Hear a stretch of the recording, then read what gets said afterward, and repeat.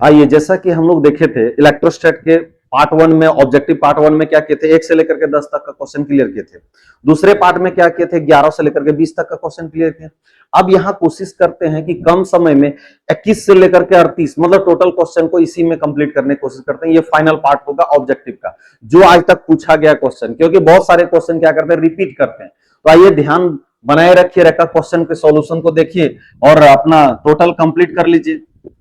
देखिए क्वेश्चन क्या है, टू चार्ज स्फीयर, दो चार्ज स्फीयर है। कौन कौन, Q1 और Q2 है। मान लेते हैं यहाँ Q1 ले लेते हैं और यहाँ क्या लेते हैं, Q2। Separated at A distance D, इन दोनों को D डिस्टेंस पर रखी। तो फोर्स क्या लग रहा है, तो फोर्स लगेगा, जानबे करते हैं K Q1 Q2 अपॉन में मतलब R स्क्वायर या तो D स्क्वायर। अब क्या बोला, फोर्स लग रहा है इफ चार्जेज आर डबल, यदि चार्ज को डबल किया गया, यही ना होगा, 2Q2 हो जाएगा। And distances between them as double, तो डिस्टेंस को भी डबल कर दिए, तो 2D का स्क्वायर कर दिए। तो बताइए यहाँ क्या आ गया, पहले फोर्स लग रहा था ये वाला, अब क्या लगेगा, 2 2 जा यहाँ 4 कर देते हैं और यहाँ हो जाएगा Q1 Q2 और अपॉन में 2 2 जा यहाँ 4 हो जाएगा और यहाँ D स्क्वायर। तो देखिए लास्ट में काट देंगे तो फाइनली क्या बचा, कि Q1 Q2 upon D square बचा। इसका मतलब जो फोर्स पहले लग रहा था वही फोर्स लगेगा। वो कहा है आंसर, देखिए 2 बार पूछ चुका है, 2022 में और 2024 झारखंड एकेडमिक काउंसिल के द्वारा ये क्वेश्चन बार बार पूछे जा रहे हैं। तो उसी का क्वेश्चन हम लोग सोल्यूशन कर रहे हैं ताकि उसके टाइप के क्वेश्चन को समझ करके आगे सोल्यूशन कर सके। आइए देखिए नेक्स्ट हम लोग क्वेश्चन नंबर क्या करते हैं, एक करके थोड़ा फास्ट करेंगे। How many electrons will have a charge of 1 coulomb, जानबे करते हैं 1 कूलम चार्ज जो है हम लोग इससे निकाल सकते हैं। Q बराबर, बहुत सारा क्वेश्चन ऊपर बना है, Q बराबर NE से निकाल देंगे। ऐसे याद रखने की बात है कि 1 कूलम में कितने चार्ज होते हैं, कितने इलेक्ट्रॉन होते हैं, 6.25 इंटू 10 के पावर 18। तो क्लास 10 से याद भी करते आ रहे हैं। तो देखिए यहाँ पर ऑप्शन नंबर कौन सा है, ऑप्शन नंबर ये वाला है। तो 1 कूलम जो चार्ज है उसमें कितने इलेक्ट्रॉन पास करेंगे, तो 1 कूलम चार्ज जब होगा तो उस टाइम नंबर ऑफ इलेक्ट्रॉन जो पास करेंगे किसी कंडक्टर से वो होंगे 6.25 इंटू 10 के पावर 18 इलेक्ट्रॉन। आइए सेकंड नंबर भी क्वेश्चन 22 कंप्लीट हो गया।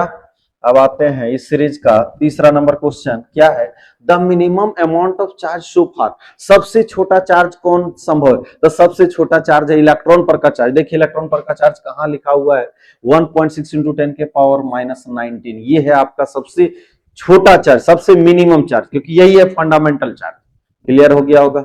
चलिए अब आते हैं इस सीरीज का चौथा नंबर क्वेश्चन, क्या बोल रहा है, बोल रहा है डाइलेक्ट्रिक कांस्टेंट फॉर मेटल। तो डाइलेक्ट्रिक कांस्टेंट फॉर मेटल याद रखेंगे, डाइलेक्ट्रिक कांस्टेंट मेटल का जो होता है इंफिनिटी होता है। क्या होता है, इंफिनिटी होता है। अब जब इंफिनिटी होता है इसीलिए हम लोग डाइलेक्ट्रिक के जगह पर मेटल नहीं डाल करके इंसुलेटर वगैरह डालने का काम करते हैं, जैसे कि एयर हो गया, पेपर हो गया, या तो वहां पर जो सो माइका वगैरह इंट्रोड्यूस करते हैं।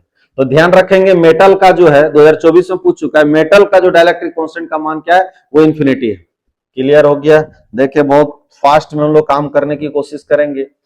अब अगला क्वेश्चन क्या है, बोला है the capacitance of A parallel plate capacitor depend upon, किस पर निर्भर करता है। तो सबसे पहले कई बार आ चुका है, हम लोग देखें C बराबर होता है डाइलेक्ट्रिक पर, एरिया ऑफ प्लेट पर और साथ ही साथ डिस्टेंस पर। तो देखिए निर्भर करने वाला कौन है, यहां बोल रहा है डज नॉट डिपेंड्स, क्या, हाँ sorry depends upon, depends upon thickness का कोई रोल यहां नजर नहीं आ रहा है, ये नहीं होगा। मास ऑफ प्लेट, यहां मास का कोई जिक्र नहीं, ये भी नहीं होगा। डेंसिटी ऑफ प्लेट, यहां डेंसिटी का कोई जिक्र नहीं है। तो लास्ट में बचा एरिया ऑफ प्लेट, देखिए यहां नजर आ रहा है ना, एकदम देखने वाली बात। यदि एरिया ऑफ प्लेट ऑप्शन में ना होता तो क्या होता, डाइलेक्ट्रिक्स होता, और यदि डाइलेक्ट्रिक्स भी ना होता तो क्या होता, तो बोलता डिस्टेंस पर, प्लेट के डिस्टेंस पर निर्भर करता है। क्लियर हो गया आपका। क्वेश्चन नंबर 25 भी क्लियर कर दिया, ऐसा क्वेश्चन पहले भी आया था। अब क्वेश्चन क्या बोला है, देखिए सबसे पहले 2 पॉइंट चार्जेज, 2 पॉइंट चार्जेज दिया हुआ है। एक का मान कितना दिया है, +3 माइक्रोकूलम, और दूसरा का क्या है, 4 माइक्रोकूलम है। 2 point charges +3 microcoulomb and 4 microcoulomb, तो दैट इज, ये भी प्लस मान लेते हैं, रिपेल ईच अदर, जब सेम चार्जेज रिपेल करेगा। विथ ये फोर्स, इन दोनों के बीच लगने वाला बल 10 न्यूटन है। क्लियर है। चलिए, if each is given an additional charge 6 microcoulomb, यदि इन सभी को क्या दिया गया, 6 माइक्रोकूलम एडिशनल चार्ज दिया गया, तो यहां जब 6 करेंगे तो ध्यान रखेंगे शायद यहां ऑप्शन में -6 है, देखिए तो माइनस लेकर के एक बार बना के देखते हैं, क्या कि यहां थोड़ा सा लगता है एरर हुआ था। तो हम क्या करेंगे, इसमें जोड़ेंगे तो ये हो जाएगा आपका 3 और -6 हो जाएगा, तो ये बन जाएगा -3 माइक्रोकुलम। चलिए इसको ऐड कर रहे हैं, अब यहां लाके ऐड कीजिए, तो यहां ऐड करेंगे तो हो जाएगा 4 माइक्रोकुलम और -6 माइक्रोकुलम। तो यहां आपके पास बचने वाला है क्या, तो यहां बचने वाला है 6 में से 2, मतलब माइनस आपका 2 माइक्रोकुलम। चलिए यहां भी माइक्रोकुलम बच गया। अब देखिए जब यहां सिंपल चीज है, जब 3 और 4 था तो इन दोनों का मल्टीप्लीकेशन कितना आया, 12 था, तो फोर्स क्या लग रहा था, 10 न्यूटन। एकदम सिंपल।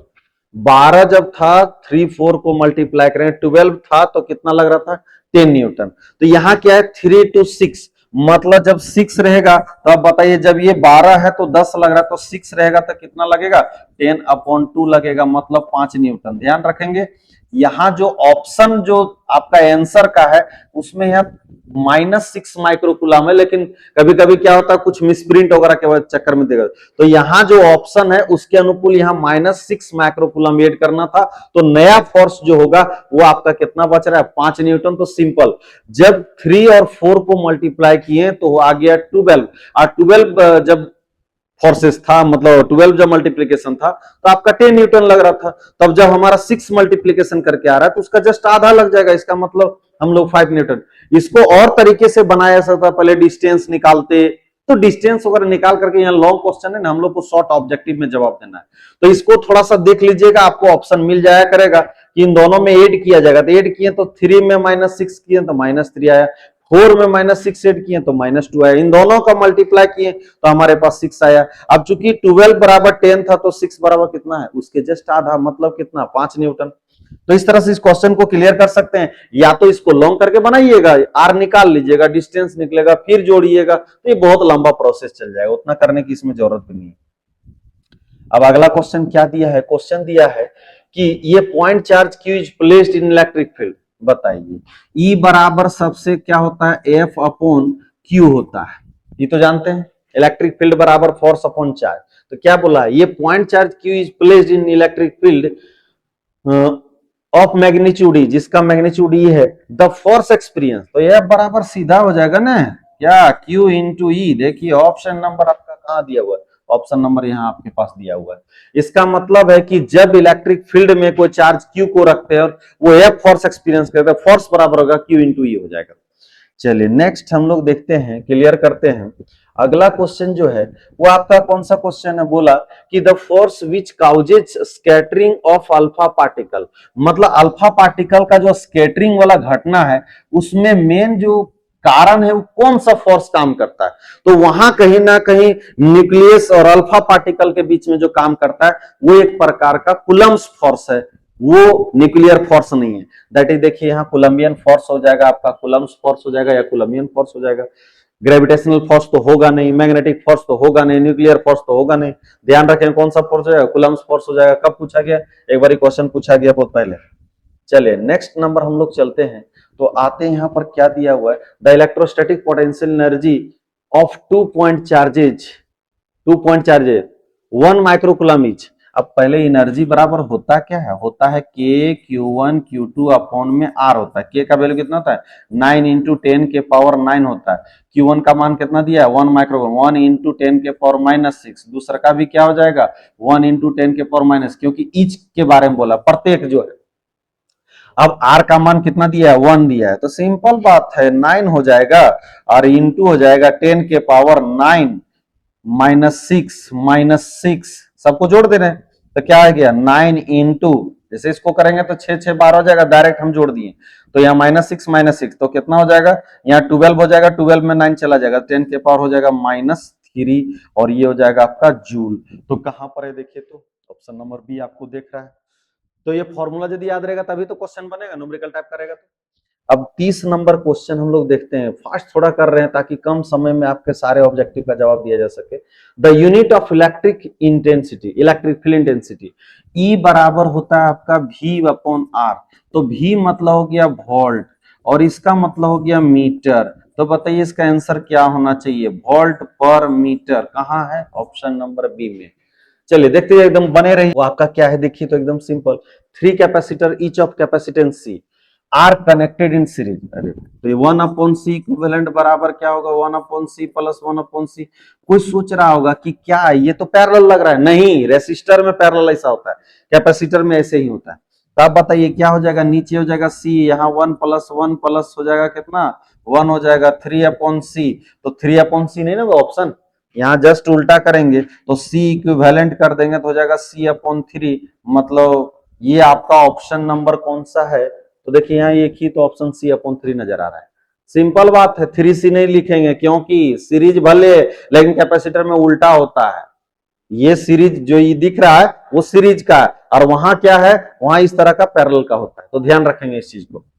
चलिए नेक्स्ट क्वेश्चन हम लोग चलते हैं। नेक्स्ट क्वेश्चन आपका क्या है, क्वेश्चन दिया है the unit of permittivity of free space. अब अभी बनाए थे, हम बोले थे कि कभी यूनिट पूछेगा, कभी डायमेंशनल फॉर्मूला पूछेगा, इस प्रकार से पूछते रहता है।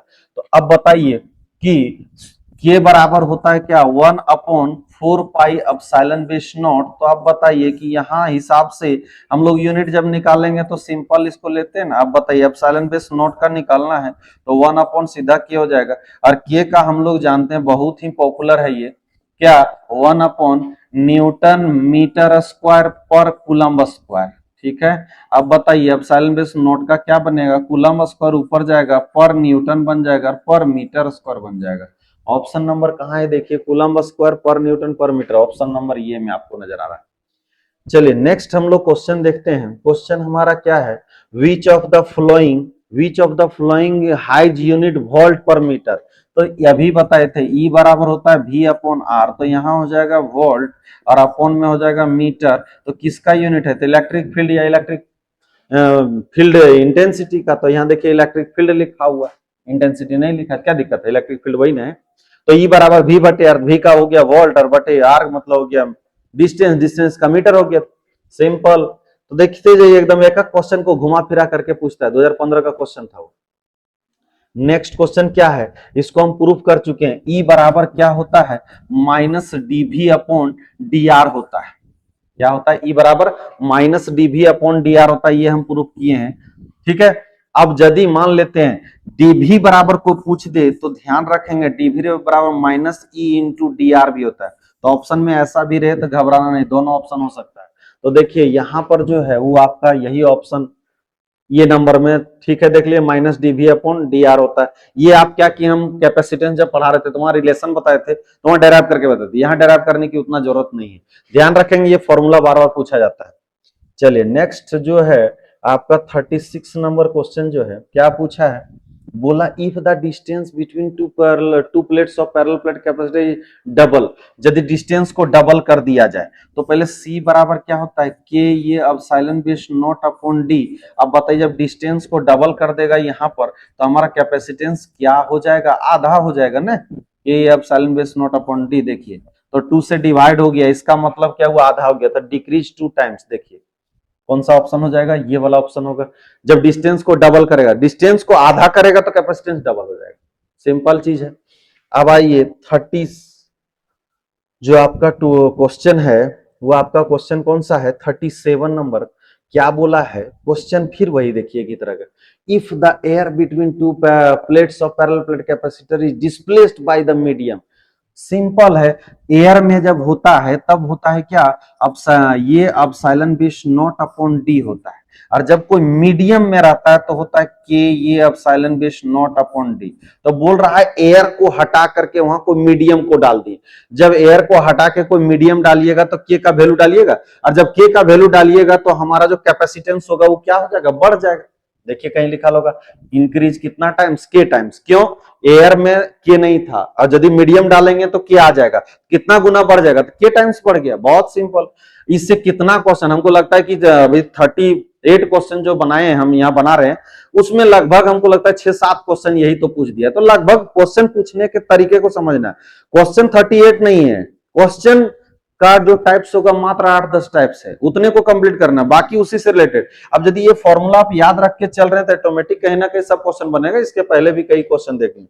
चलिए फाइनली 38 नंबर क्वेश्चन देखते हैं कम समय में। क्वेश्चन क्या है, बोला torque acting on an electric dipole moment P placed in uniform. तो टॉर्क बराबर हम पढ़े हैं पी क्रॉस ई, पढ़े हैं कि नहीं, पी क्रॉस ई। देखिए ये ऑप्शन है तो ठीक है, या तो पी ई साइन थीटा है, देखिए कौन सा है, तो यहां पर आपके पास पी क्रॉस ई वाला है, तो ये भी हो सकता था। और यदि ऑप्शन में ये भी दिया रहता, कहीं नहीं दिया रहता, तो वैसे जगह में आपको पी साइन थीटा करना। तो इस प्रकार से टोटल झारखंड एकेडमिक काउंसिल का जो क्वेश्चन था वो सारा हम सॉल्व कर दिए। आप एक एक करके देख लीजिएगा ताकि आपको कोई कंफ्यूजन ना हो।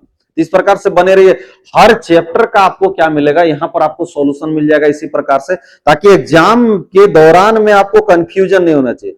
आप एक बार यदि ध्यान दे देंगे, 1 घंटा यदि टाइम दे देंगे, तो आपको कहीं खोजने का जरूरत नहीं पड़ेगा, सारे क्वेश्चन आपको यहां पर ऑनलाइन में सब कुछ मिल जाएगा। टोटल छाट करके 2009 से लेकर के अभी तक के जो क्वेश्चन है उन सभी को एक एक करके छाट करके कोशिश किए हैं कि उस क्वेश्चन को रहने दिए जो थोड़ा हल्का हल्का डिफरेंट हो। ऐसे टाइप्स तो बहुत सारा सेम मिल जाएगा, लेकिन थोड़ा थोड़ा डिफरेंट करने का काम किए।